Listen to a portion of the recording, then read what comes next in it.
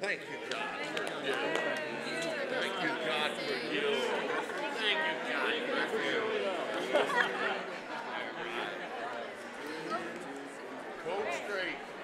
Yeah, think again.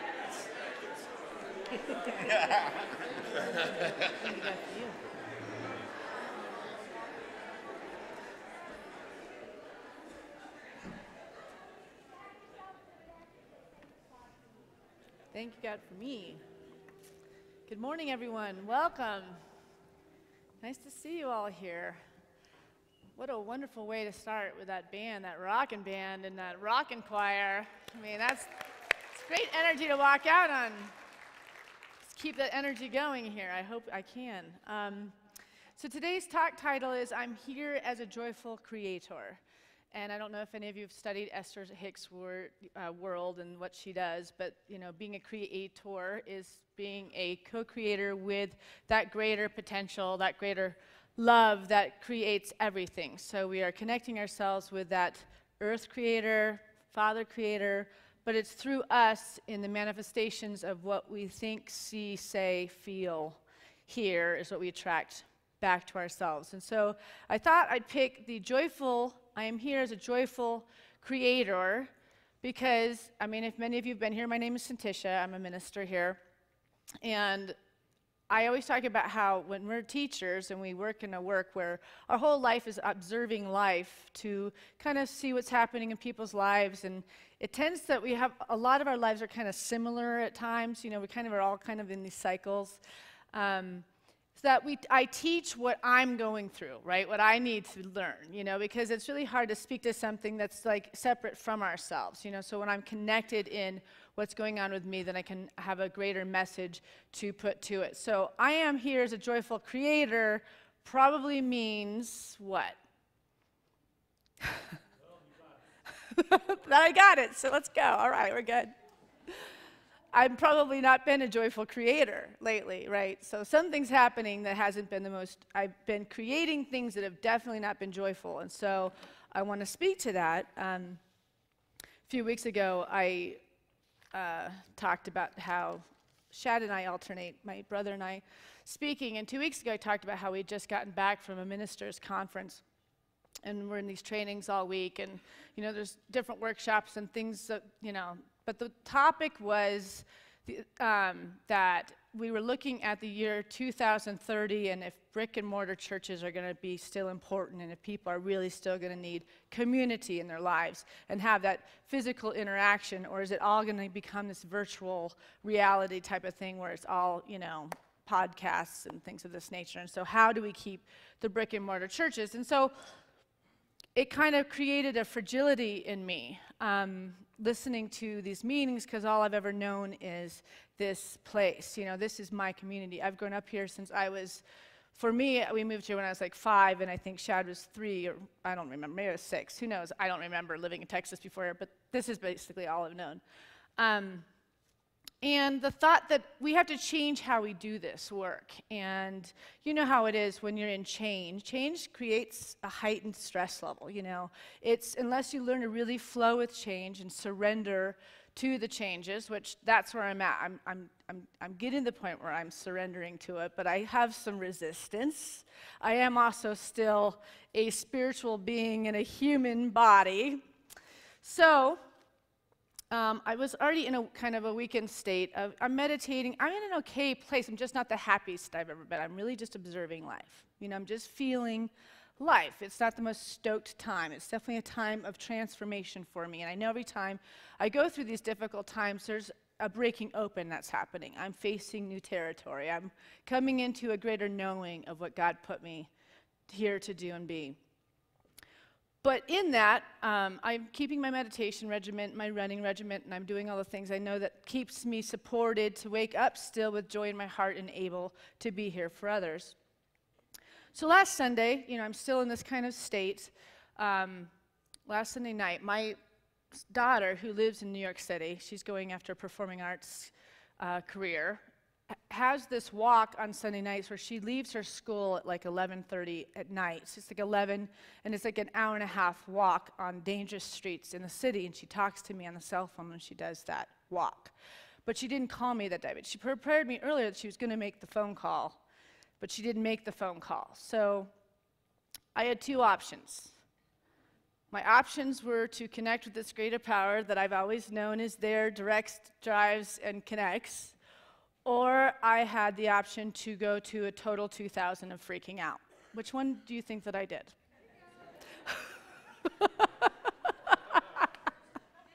Middle, no, I went way past the past. And, I know that this is like one of these last pieces of healing that I have to do. So I lost a son 13 years ago. And it changed the course of my life, right? So I saw the fragility in the human living experience.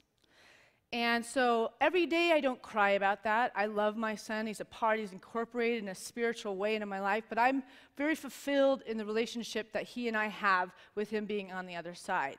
Yet it did leave this fragmented energy in me that I'm still working on healing, which is something actually can hurt me, make me afraid, take things away from me. The whole idea of what the ego says, the ego part that makes us feel separate and a part of this greater love. So when I have a situation where I'm in fear around my kids or my dog, I don't just have a normal fight or flight reaction. I go to a fight or flight reaction that I am completely out of my mind. So that happened. I did find out that Rennie was fine later on. And then the next morning, I went for my 2-hour run with my dog. And my dog is only 10 months old. And I bought this dog because he looks just like a type of dog that I grew up with. I never really looked into the actual personality of this breed, but it's a Wheaten Terrier, and if anybody's ever read about them, they're like the most stubborn dog that ever existed. So it's the cutest thing you've ever seen, but he's not going to do a damn thing you ever ask him to do. He's just going to look cute at you all the time. You just better have that dog tied up because that dog isn't going to listen. So I'd gone on my 2-mile run with him, and we got home, and I had all sorts of people on my property because I'm building a porch right now on my house, and there's construction workers. I had a little girl having a sleepover that her parents were picking her up. So there's all these extra people on my property, and lo and behold, my dog escapes out the front door, which we have no control to keep a hold of him. And I have a whole mountain behind my house where he could just go for miles and be safe as could be, but if he goes a block and a half this direction, it's 36, it's the highway. And he heads for 36. So, okay, so my adrenals are completely shot from the night before, from not hearing from Arinya. I've already done my 2-mile run, and now I'm running all over Kingdom Come to get this dog. He will not listen. And eventually, I hurt myself really bad. I jumped off, this was minutes way into it. I jumped off a flower thing of a neighbor's house, because I'm all over everybody's houses. And it was probably 4 feet off of it, but it went down on a massive slant. And my knee just completely went to the side, and my ankle went the other direction. So I realized at this point, obviously, I can't chase Gilly anymore. And it was one of our construction guys that actually got him before he was hit by a car. So I had to look at it. So I ended up back in the house, invalid-ish. And one of my friends was there, and she said, my God, it's like, I don't even recognize you when you go in the state. It was just like this wild maniac, running around the property. I mean, there was no stillness speaks in you in any way, shape, or form. It's like there was zero access to God at all in you in that moment. And I'm just standing there, it's like, I can't even remember. I am completely left my body. Like, that's how much this pain body exists in me. It was scary, and it scared me, actually. And she said, and you need rescue remedy. Your pupils are, I can't even see the blue of your eyes. They were just I was so out of my body. And I have access to this peaceful place with everything else. My default is trained very, very well, but this is one of those last areas that I have to work on. And I'm sharing this with you because I'm going to cover this with you guys so that, because at the end of the service, I'm going to be bringing a mic out where we're going to decree some things on some of these last fragmented things that we no longer want. We're going to finally say it to the universe. We're going to decree a thing to the universe, and we're all going to support each other for us to finally let it go. And you're going to help me also decree a thing to let it go, because this is not needed, not wanted, and not necessary, these stress levels, right? So we're going to get rid of the things that are no longer serving us. But I wanted to talk about it through the eyes of prosperity, because, you know, this idea of being a joyful creator, being a creator is about abundance. And a lot of us think that prosperity is covering the idea that we have enough money, or we have a nice house, or we have a nice car. But really, prosperity, when it's broken down, is about wholeness. It's about living in a state of, I am well, I feel good, I feel well, I'm acting good, I'm creating, I'm saying nice things about my body, I'm saying nice things about my life, and it's really about finding your total peace in life, right? For some people, the money would be the peace they needed to find the peace, right? If we don't have money, there's nothing more stressful than when you don't have enough to pay your bills, right? I totally agree with that. So you could absolutely go to the prosperity financial side of this thing. But if it's about the fact that you'd like to share your life with a significant other that's really the right one, you know, we can decree that today. It's about attracting the things that are going to fulfill that thing that's going to keep you from feeling fragmented and bringing you back to wholeness. And mine is going to be, I am no longer afraid that something can be taken away from me. I'm going to decree that. And you're going to hold me accountable if you see me ever saying something different than that. Last service, Shad said, I'll hold her accountable. I said, everybody can hold me accountable but you. Because I work with him all day. He could see it way too often. All right, so I'm going to actually read you the breakdown of what prosperity means on a metaphysical level. And this is from the Metaphysical Bible Dictionary that Charles Fillmore wrote. And it says it this way. Prosperity, the consciousness that divine mind is inexhaustible support and supply. The difference between spiritual prosperity and the material idea of prosperity is that spiritual prosperity is founded on understanding of the inexhaustible, omnipresent substance of spirit as the source of supply. The material idea is that the possessions of things constitutes prosperity. Man, women, lays hold of the one substance with his mind through understanding and faith. Uncertainty of riches indicates putting one's trust in the possession of the one substance as the source of all life. Anxiety about supply can be overcome by recognition of the omnipresence of spirit substance and a centering of faith in it as the one source of supply. The one substance is magnified and increased by thanksgiving and praise. One's conversation should ever magnify the spirit of plenty. One's conversation should ever magnify the spirit of plenty. So I really like that. Like, how do we magnify the spirit of plenty? So I've had a few affirmations that's been given to me that my dog isn't actually going to ever be an easy dog to have, right? That's first of all. If I'd never had somebody say, have you ever read about a Wheaten Terrier and heard how stubborn they are? And he's never going to listen to you, and he'll never come when he asks, right? I never knew that, so I just thought he's a puppy, and eventually this dog's going to come. Well, I took him to dog training 2 Mondays ago for his first training. And lo and behold, Spirit was completely supporting this process. I'm in PetSmart. You know, it's like an aluminum roof. Do you remember that massive hailstorm that destroyed everybody's cars? That's when his training was inside that building. Like this. I mean, for a dog that can't focus, the dog was terrified. Next thing you know, they find this little jacket that's called like a thunderstorm something, and they just shove it on his body, and all of a sudden it calms down. Next thing you know, I have to buy this $100 jacket because he's been wearing it for an hour.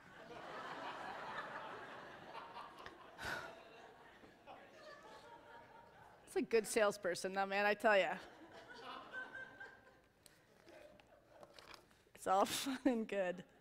That really happened. I mean, that really did. So, okay. So I want to move on from there, that the affirmation, so that's talking about what is the story that you're telling about the situation. So I'm going to tell you a different story. Gilly's amazing. Gilly's the love of my life. This dog has brought more joy to my life. I mean, he is just the sweetest, most perceptive, most beautiful creature, and I will train him. We're just trying to figure out our dance and how we're going to do that together. So I want to go to the Bible, and I want to share this kind of funny little Bible quote, and it says it this way. Matthew 17:27. Go to the sea and cast a hook, and take the first fish that comes up. And when you open its mouth, you will find a shekel. Take that and give it to them for me and for yourself. Now let's really ponder this deep thought. Go to the sea and cast a hook, and take the first fish that comes up. And when you open its mouth, you will find a shekel. Take that and give it to them for me and for yourself. It's interesting. But this is how it breaks down from the metaphysical Bible. The miracle emphasizes the fact that divine substance is at hand to meet all needs. When we are in tune with the Christ, we always know just what to do in order to bring needed substance into visibility. First of all, being connected with the Christ, I always want to end it with the Christ light, like within us. You know, still, Charles Fillmore still had a language that sounded much more traditional Christian. So it's really the Christ light whenever we're saying the Christ. So Christ, we always know just what to do in order to bring needed substance into visibility.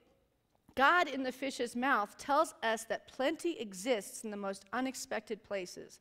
We should never limit supply to channels that we know of, but should keep our consciousness receptive to the idea of abundance in order that good can manifest in any of God's ways. This is really important right here. So we have to start looking in the places that we've never looked before. And that's not necessarily looking after we hook a fish in his mouth, but what it is saying is to look into a deeper state of consciousness within ourselves. There are great cavities. There are great knowledges that are living all within the midst of this great being that we are. And there is memories from other lifetimes. There's learnings that we've been through that we can access and tap into, so therefore we can be the majestic, beautiful version that God already put us here to be. It's really us that limits us from knowing the amazing qualities that God gave us. But it's also, you know, to be awakened or to be transformed, you know, in the Bible they say you have to see the world through new eyes, through the channel of a child's eyes. You see how children look at life? Oh, they can't wait. Everything's about like a party. When little children wake up, it's like, it's a birthday party. Like, it's not, but it always is. It's exciting. You can't wait to see the good of this day. You cannot wait. You start with a certain vibration that you're stoked about, and what you're going to be met with is something to be stoked about. Instead of the latter, which is, I really don't feel like getting out of bed today. How many people do that in the morning, that the first thing you do, complain? I'm not going to ask you, raise your hand. You actually did, though. Brandy, I'm calling you out. She said, I do. Because she's a great student. She's willing to put it out there. That's what I love. So anybody else want to say that they say that they don't want to go to work that day? Okay. All right. So that's kind of a common thing we do. So we're definitely not doing what we should be doing then, right? That's the beginning. If we're waking up and we're begrudged and not feeling like that's where you want to go, then you need to realize that within you is this greater potential, and it's because you don't love yourself enough to step out of your comfort zone and go grab your life. Give yourself the life that you deserve. You know, but that's a process. So this is what might come in your mind when you're thinking of stepping out of your comfort zone. This is from Discovering the Power Within You, and it says it this way. You may say, but I am only human. This is the understatement of your life. You're not only human, you're also divine in potential. The fulfillment of all your goals and aspirations in life depends upon stirring up and releasing more of that divine potential. And there is really nothing difficult about letting this inner light shine. All we must do is correct the tendency to turn off our light when we face darkness. All we must do is correct the tendency to turn off our light when we face darkness. This is being said to me, that bottom part right there. Why is it when Renee didn't call that I didn't go into that peaceful place and take those 5 breaths that we know we can take and let Spirit take over? Let Spirit just give me the love and everything is okay. I know the affirmations around you, you're perfect. You're surrounded in light. You are a divine daughter of God. I know that you're always protected, seen, and loved. Nothing can hurt you. Nothing can make you sick. Nothing can make you afraid. Around you, you're perfect. I know that you're fine. The light is surrounding you, right? I know how to do that, but I didn't do that. Because the default hasn't been trained. My subconscious mind has not been trained enough to say, nothing can hurt me, make me sick or afraid. Because this is my projections on my child. This is my projection on my animal. There's still a part of me that doesn't realize the power that I have within us, which is the exact name of this book. The extreme power that we have vibrationally to make a change in our life.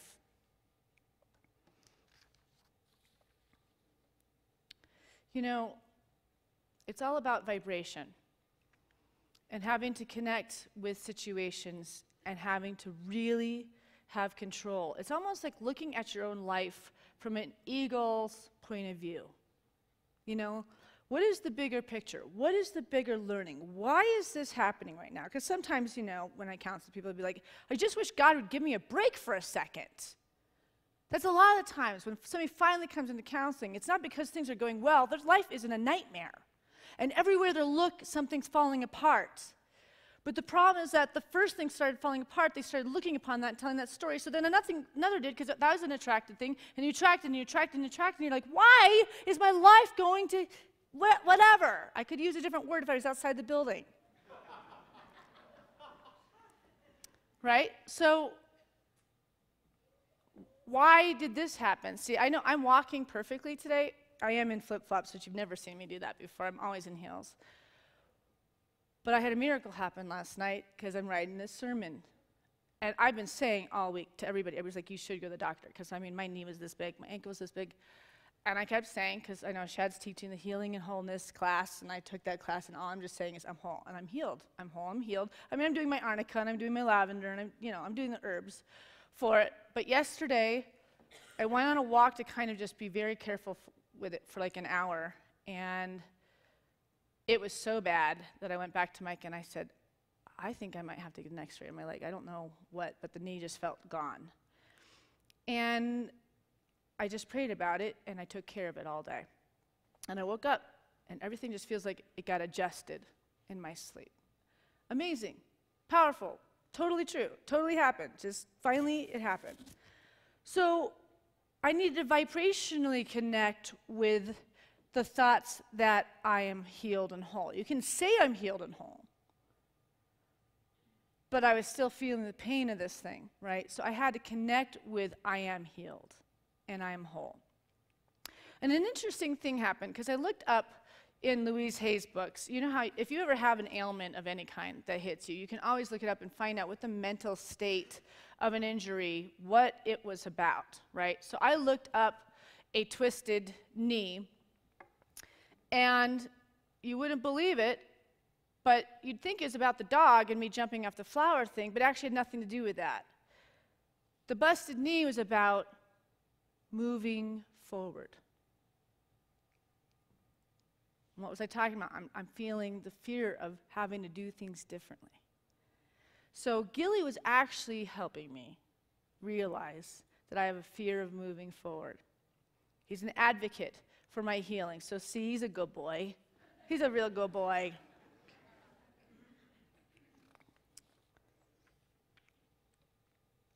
So I was talking to my kids my son and my daughter a couple days ago because Tyler had a horrible, my little boy, he's 12, got some really bad news this week that this little girl that he was dating this last year, he's in 6th grade, he dated her for a few months, but they just remained friends. But then he got the news that she'd gone on a vacation to Oregon this summer with her dad and her brother. And the brother had gone in the ocean boogie boarding and started getting pulled out by a current out into the water. And the father went to go save him, and they both passed away. And when I told Tyler, he had the exact response an adult would have. There was no emotions. You know, that first, like, that cannot be possible, right? Because he's met this brother, and he's met this father, and this man was an amazing special ed teacher in Fort Collins, and, like, all sorts of awards, and it was just this, like, love being, and so was the brother. But then, like, an hour later, he came to me, and it finally, like, hit him. He's emotional. And I said, "Have you ever prayed, Tyler?" He said, "I just did. I just prayed for her. Before I texted her, I just wanted to know what to say. I just want to let her know that I was here for her." And I said, I took it as an opportunity because this is a moment. What is God to you? You know, what comfort do you get to speaking to God? And I said, "Where is God?" And he said, "Everywhere." And I said, "So when you're praying to God, where do you find him or her?" And he said, "In my heart." In my heart. So not only am I also walking him through this, I'm also making sure the Sunday school is doing a good job.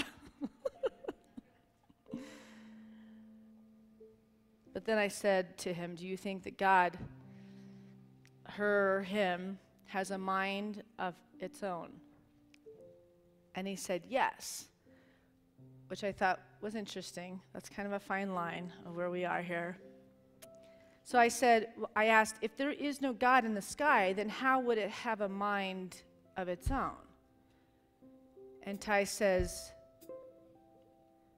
because God is like the energetic organizer.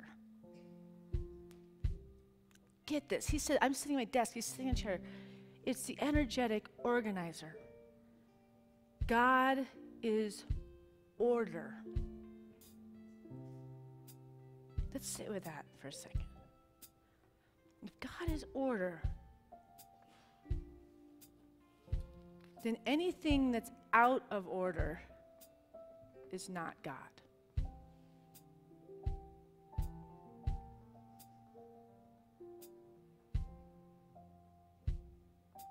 So I'm going to ask you to take on this time to decree a thing, to put it out there. I do this in my prosperity class, where I'm going to give you some examples of how to write it out on a little piece of paper, or you might just do it off the top of your head. We're going to put a microphone here. Each person gets just, 10, 20 seconds to decree the thing that they would like to step into, that which they'd like to manifest in their lives. Like for me, I want to be peaceful. I don't want to, I now decree, I am happy and peaceful. I am safe. So it's that kind of thing. I decree it. So we're going to hold that for everybody. We don't have to get people's names. We don't have to get their faces. We're all vibration. So by saying it out there, we all take it with us. And when we do our meditations this week, we are going to be a chain of love for each other. We're going to see this group lifting, because together we're all going to keep lifting and lifting. That's how we're going to see the difference that we want to see in this world. That's how we're going to heal this planet. That's how we're going to heighten the consciousness, because we're all going to give to one another. And it is in giving that we truly receive. So when we meditate this week, we're going to bring everybody with us, and we're going to lift their spirits. So for 1 minute, I'm going to give you the last chance to think of the thing that's not working in your life right now. I'm going to let you see that in your mind's eye, because this thing's going down the toilet. You're done now. You're going to say the story one more time. Whatever it is, whatever thing is making you afraid, making you sick, making you feel separate, You can think of that thing for a second now, and let it be the thing that helps you write this affirmation of truth for yourself. Prayer in greater numbers creates greater results. That's why we're doing this together. And so when you come up to this microphone, I'm going to have you just say your name, just your first name, and then you're going to decree a thing. And I'm going to give you an example from Catherine Ponder, who is my greatest guru when it comes to prosperity consciousness. All my classes, I use her books. I do use Esther Hicks, but I really find that there's much more love and much more responsibility in your prosperity process in the work that she does. So it says, a decree is a declaration or affirmation of truth. In speaking these decrees, you are not trying to make something true. You speak them because they are true. They're already true. This action will work wonders within you and will change your life in delightful ways. And here's an example of what you could write. It could just be, I am healed. Or I am grateful that I am healed. Gratitude's always good. I'm grateful that I am prosperous. I am so grateful that I am loved. Or I'm so grateful that I found my soulmate. You're saying it even if the person's not here, because they are here. You're just trying to tap into them vibrationally and connecting in that greater something. And so now I'm going to invite you to line up, those of you that are ready. And I know we have people up in live stream, and so if you want to just call out to the universe, we'll feel it. We're all connected with you as well. So, and you can type it. I know it's interactive, so interact it, and Sierra will respond with you and us as well. Come right ahead. You got 1 minute, Janie. Hello. Walk in faith, never in fear. The same God that clothes the lilies of the field and makes them beautiful works his miracles in me. Thank you.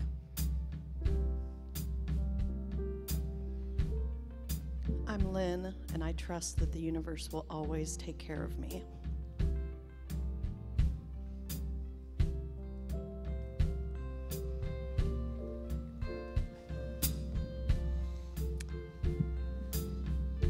I'm Philippe, and I'm grateful that I'm powerful, I'm vibrant, I'm alive, and I'm fully myself.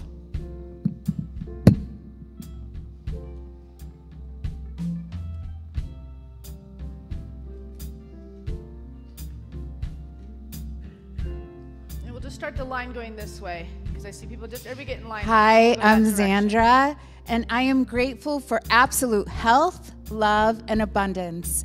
I live a miraculous life every single day. I'm Monica, and I'm grateful that I am healed and the relationships around me are being healed.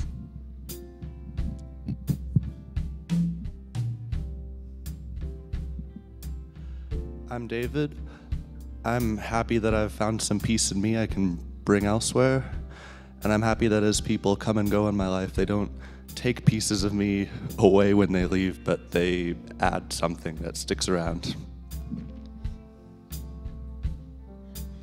I'm Lori, and I'm healed and perfect in body and mind and spirit, and my relationship with my son is pure and healed. I'm Topaz.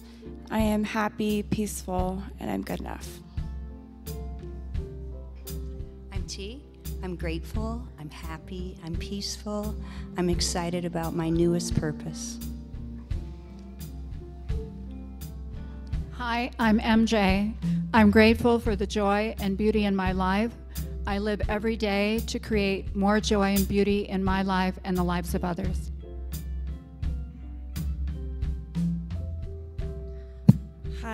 Hi, I'm Brooke. I am grateful for recovery of my eating disorder, addiction, and alcoholism. And my fears for going to Naropa University no longer exist. I know that God's going to take awesome care of me.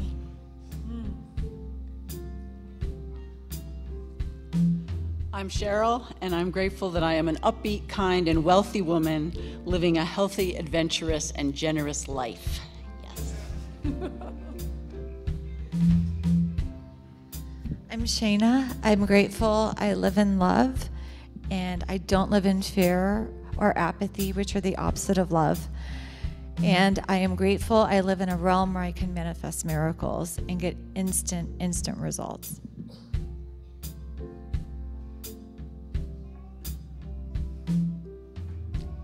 I'm Gail, and I'm grateful that every cell in this body functions in perfect divine order. My name is Mark, and I'm free of fear, and I'm healthy and happy and peaceful. My name is Carlo. Om Shri Maha Lakshmi Swaha. Jai Ma.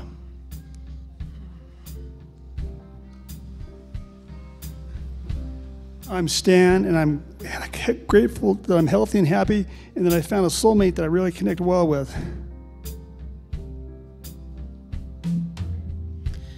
I am you, and that is my name. I'm vibrant, I'm clear, I'm excited for living, and I appreciate every single one of you and all of the beautiful family and friends I have.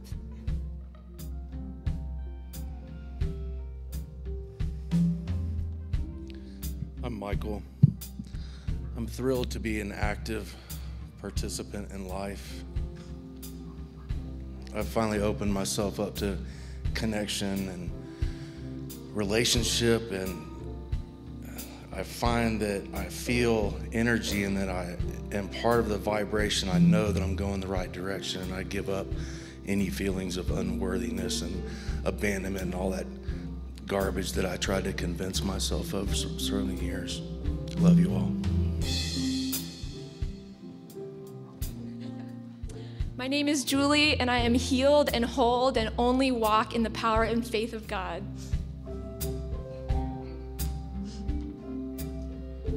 My name is Brandy. I am grateful to know the Christ light within me, and I am healed in all manners of my life.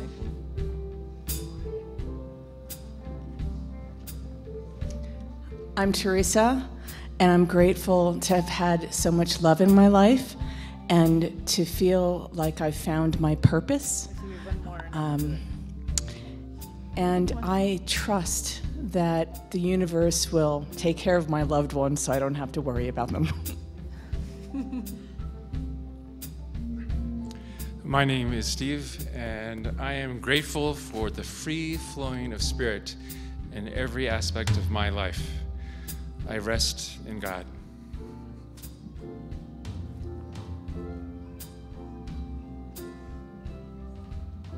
I'm Eloise. I'm grateful for peace and love in my life, for my beautiful family, and I already have everything I need.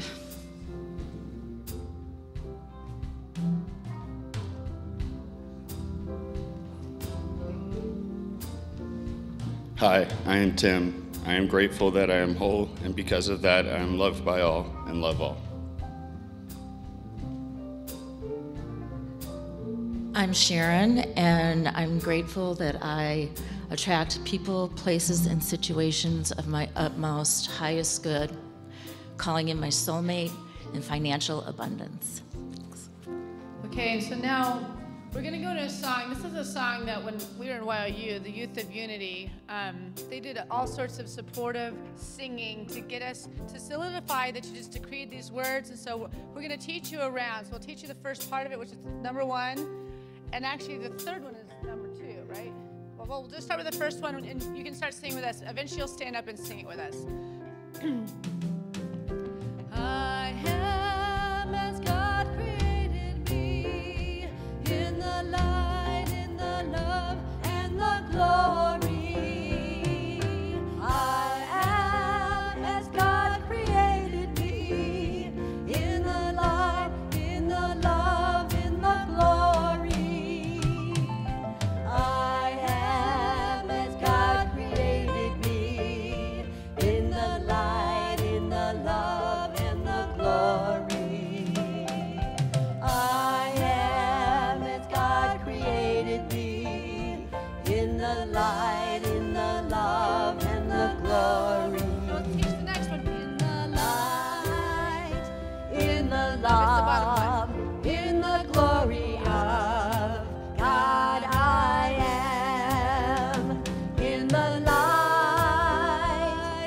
the love, in the glory of God I am. One more time. The Out, love, guys. in the love, God I am. You have to really sing out. In the light, in the love, in the glory of God I am. Now you do the middle one. In the light, in the love, in the glory.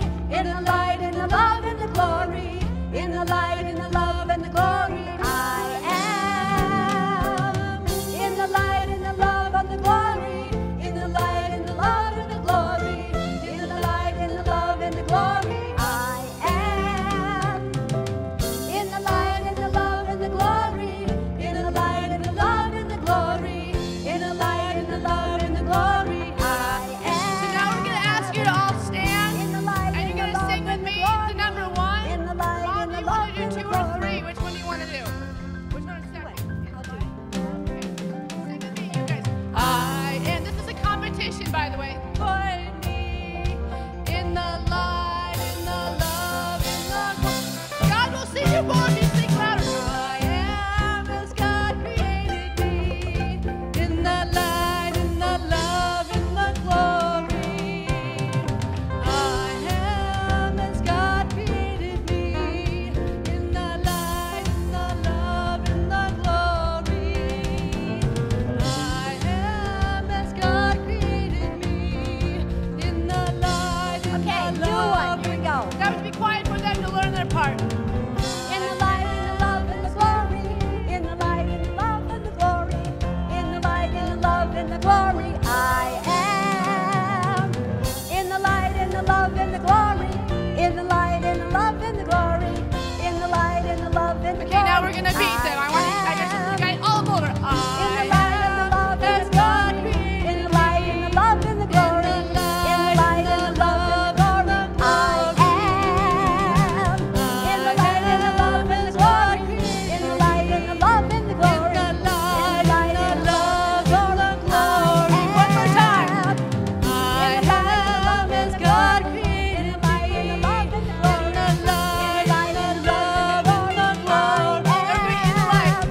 glory. In the light, in the love, in the glory. In the light, in the love, in the glory. In the light, in the love, in the glory. I am. In the light, in the love, in the glory.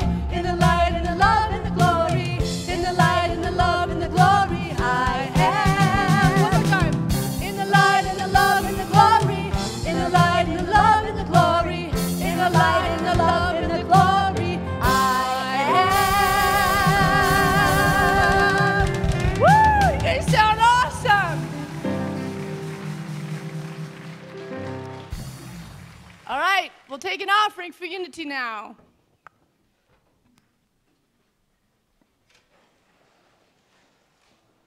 All right, so we always like to remind you that an offering is not a giving away of something, but it's an investment in something we want to create. Who else is on board with creating a spiritually evolved humanity? Raise your hand. About 80% of us. The other 20% of you meet me after the service. We're talking to you. Right now, we are investing in creating a spiritually evolved humanity, and if that interests you, I invite you to join me investing in that. So we're going to bless this offering with this statement. I'll say it first, and then you can repeat it with me. Divine love is my true life and my conscious destiny, therefore I give. Together, please. Divine love is my true life and my conscious destiny, therefore I give. And we now have the special opportunity to listen to a group that is newly formed, the birthing of a group happening right here. And actually, Bo, who's on drums, I toured with him as a sound engineer with a band that he was in that I was mixing for in a van through the hottest parts of the United States. Quite a story. Anyway, so here they are. I'll let them introduce themselves. Good morning. Good morning. This is Bo. I'm Andy. We are 9 Wide Sky. This is a song called Rate of Change.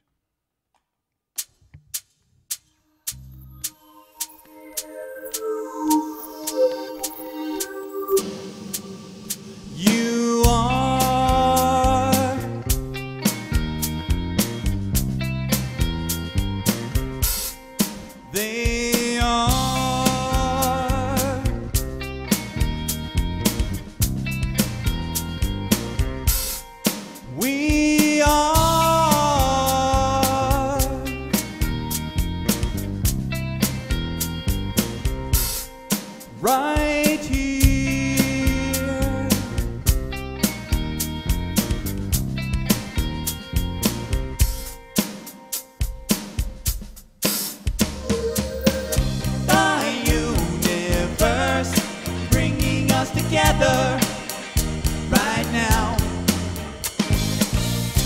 separate and then bringing us together, keeping us together.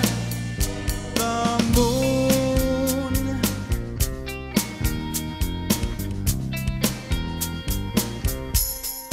is full.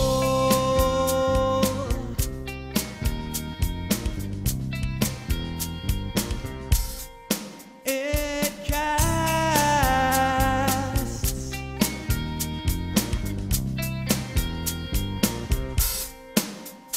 a shadow.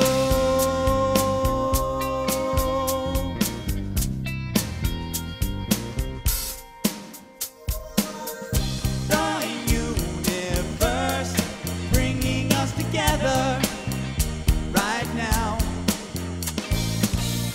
Separate and then bringing us together, keeping us together.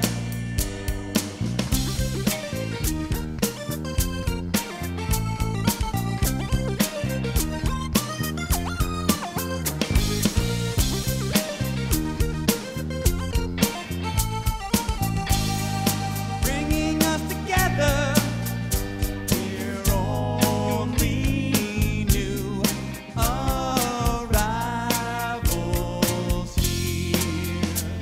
A sliver of the day.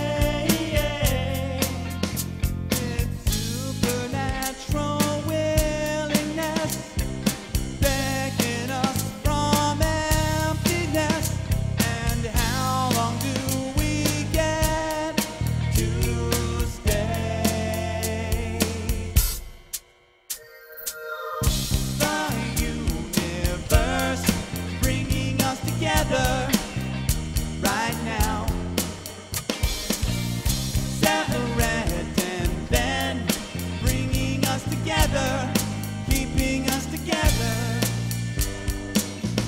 The universe bringing us together right now. Separate and then bringing us together, keeping us together. Yeah, yeah, bringing us together.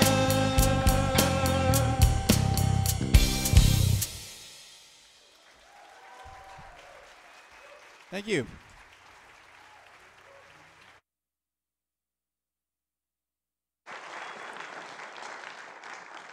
Doesn't it feel good to jam once in a while? Are we okay with jamming once in a while in here? I'm down with that. That song gets stuck in my head. You guys are going to be singing it for the rest of this week, I'm sure. All right, we're going to sing our closing song, and I'd like to invite you to remember that if you're not really into holding hands, you're welcome to stand to the sides, or you can actually join me over in the fellowship area. I'm going to head over there. But if you want to make a connection this morning, you want to hold someone's hand, I invite you to come towards the center aisle and sing this next song with us. Let there be peace on earth, and let it begin with me. Let there be peace on earth, the peace that was meant to be. With God as creator, family are we. Let me walk with my family in perfect harmony. Let peace begin with me. Let this be the moment now. With every step I take, let this be my joyous vow. To take each moment and live each moment in peace eternally. Let there be peace on earth, and let it begin with me. The word is thank you.